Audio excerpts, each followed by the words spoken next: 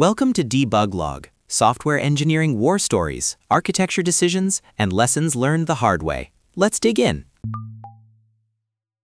So imagine this. You're just doing your job, building some cool AI application. You install an update to a perfectly legitimate, widely used open source library, and suddenly your system goes completely unresponsive, chewing up all its RAM, pegging the CPU. You think, what on earth did I just do? And then you find out you've installed a Trojan horse. Not a fake package, not a typo-squatted one, but a genuine update to a project that just handed the keys to your entire cloud infrastructure. Your SSH keys, your Kubernetes configs, everything, over to attackers. Keys to the kingdom feels like an understatement here, because this wasn't just a key, it was a whole key ring. And the way it started with an innocent-looking Python file, essentially a bug, that caused a system-wide meltdown is almost poetic in its irony. It's the kind of thing that makes you want to check every site packages directory on every machine you own. This particular vulnerability essentially said, "Hey Python, every time you start, just run this code for me," completely bypassing normal execution flows. And it was so aggressive, it ended up being its own undoing, creating a fork bomb that got it noticed. All right, let's unpack this horror story, because this wasn't just a sneaky hack, it was a full-blown supply chain disaster that unfolded in front of everyone's eyes. The report details how on March 24, 2026, the Python ecosystem got hit, specifically targeting LiteLLM. Exactly. And the scale of LiteLLM is worth noting. The report mentions roughly 3.4 million daily downloads. This isn't some niche utility. It's foundational for a lot of AI development. So when developers and automated systems started reporting these crashes, memory exhaustion, CPUs at 100%, containers being killed, it immediately flagged as something significant. And the critical part here, according to the research, is that these weren't typo-squatted packages or some sort of phishing attempt. These were versions 1.82.7 and 1.82.8 published directly to PyPI, the official Python package index. They were legitimate updates to a trusted project. That's a massive betrayal of trust. It is. The researchers point to Callum McMahon from FutureSearch as one of the first to sound the alarm. He was testing a plugin, LiteLLM was a dependency, and his machine just died. That immediate, catastrophic failure led him to trace it back to the newly installed LiteLLM version. That kind of rapid, widespread impact is exactly what you see in a supply chain attack. You poison the well, and everyone who drinks from it gets sick. The timeline in the report is also incredibly tight. They published the first malicious version, 1.82.7, at 10:39 UTC. Less than 15 minutes later, a second, even more aggressive version, 1.82.8, went live. And just an hour after that, McMahon opened the GitHub issue. It speaks to the velocity of open source development and, unfortunately, attacks. The community's response was swift, but it was still hours. The PyPI security team quarantined the project around 4 p.m. UTC, but by then, the malicious packages had been downloaded thousands of times. The sheer number of potential compromises in that 5-hour window is terrifying. So just to be super clear for our listeners, a supply chain attack like this means the attackers aren't trying to breach a company's firewalls directly. They're going after a component that everyone else trusts, and they're injecting their malicious code there. It's like a bad actor getting a job at the parts factory and slipping a faulty component into the supply line, knowing it'll end up in thousands of cars. That's a perfect analogy. The threat actor, identified as Team PCP, turned LiteLLM into a digital Trojan horse. Once installed, it would scoop up environment variables, SSH keys, cloud credentials for AWS, GCP, Azure, the whole 9 yards. This exposed an unknown number of organizations to significant risk, requiring a massive amount of work to revoke and rotate potentially compromised credentials. Okay, so LiteLLM was the vehicle, but why LiteLLM? The report calls it a goldmine for attackers. What makes this particular library so uniquely attractive as a target? It comes down to its core function. LiteLLM acts as a universal gateway, or a translator, for over 100 different large language models. Think OpenAI, Anthropic, Google's Vertex AI, Amazon Bedrock. For developers, this is incredibly convenient. You can swap between LLMs without rewriting your code, which is powerful. Right, so it abstracts away all the complexity of integrating with different LLM providers. That sounds great for developer velocity. Absolutely. But as the researchers highlight, this convenience is a double-edged sword. To talk to all those different LLMs, LiteLLM needs their API keys and credentials. And it typically runs in environments that have direct access to these secrets.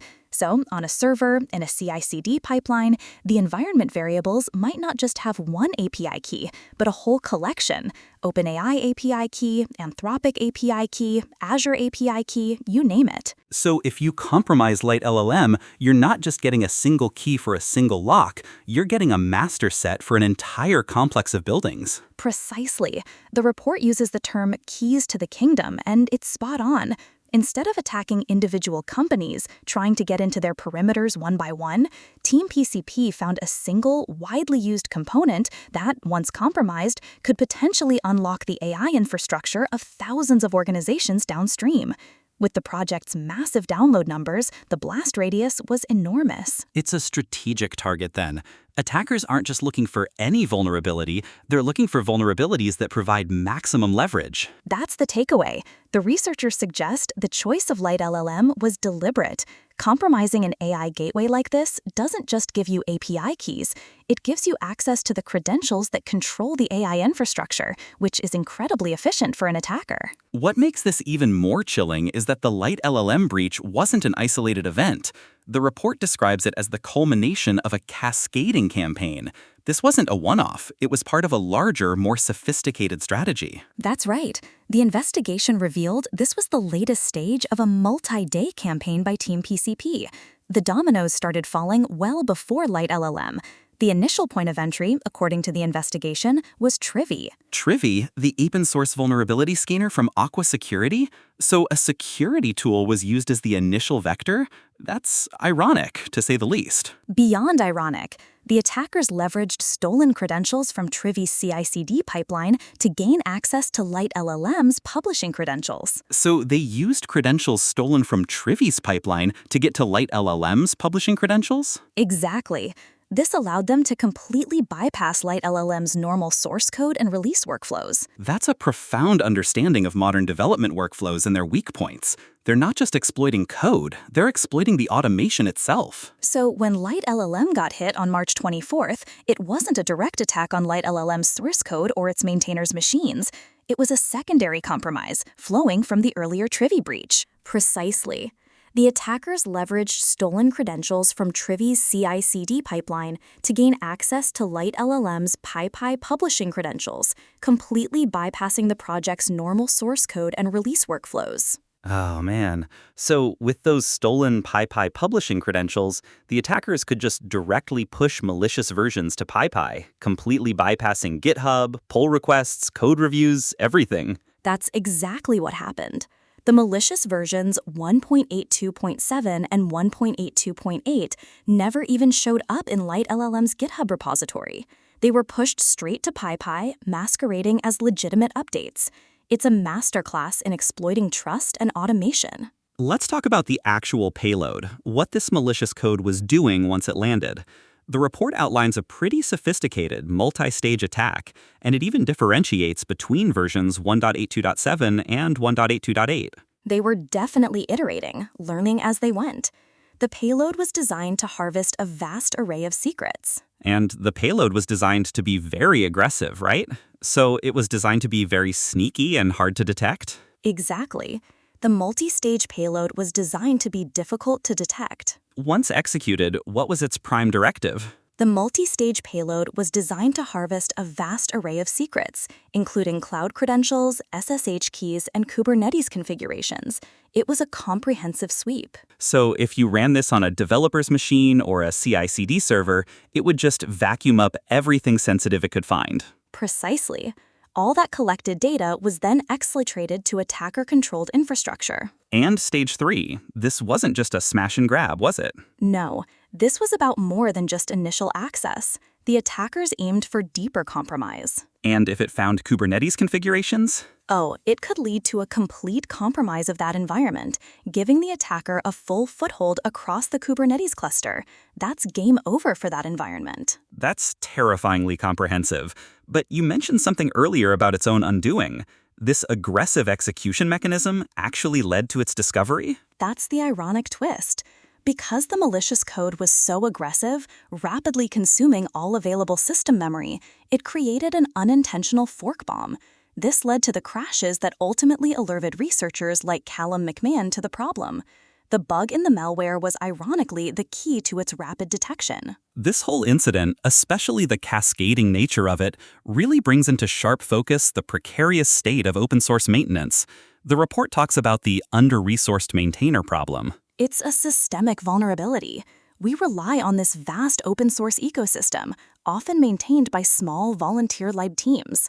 LiteLLM is used by massive, well-funded enterprises, yet the responsibility for securing it falls on a handful of maintainers. And the report emphasizes this wasn't a vulnerability in LiteLLM's code.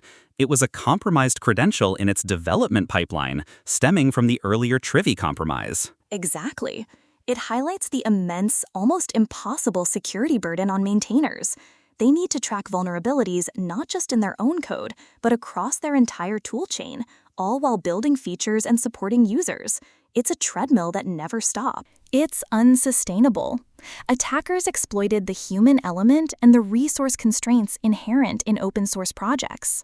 When critical infrastructure relies on the unpaid labor of a few individuals, you create single points of failure that sophisticated threat actors are becoming incredibly adept at exploiting. Until we find a more sustainable model for funding and securing these foundational projects, these kinds of incidents aren't just possible, they're inevitable. This LiteLLM incident is a pretty sobering lesson. If I had to distill it down, what are the absolute must-know takeaways for our listeners? First, the supply chain is the new perimeter. Attackers aren't always going after your front door. They're going after the trusted suppliers you rely on.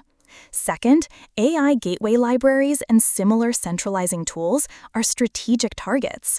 They hold the keys to the kingdom, so their compromise has an outsized impact. And that third lesson, for me, is the incredible importance of vigilance in your CI/CD pipelines, understanding how attackers can bypass normal workflows, and rotating credentials immediately after any upstream compromise.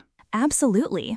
And fourth, it's a stark reminder of the fragile human element in open source security.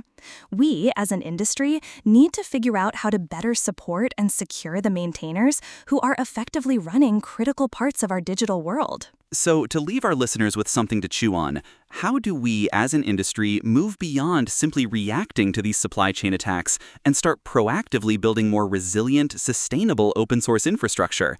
And what responsibility do the major corporations, who benefit immensely from these free tools, truly bear in securing them? Ship it carefully.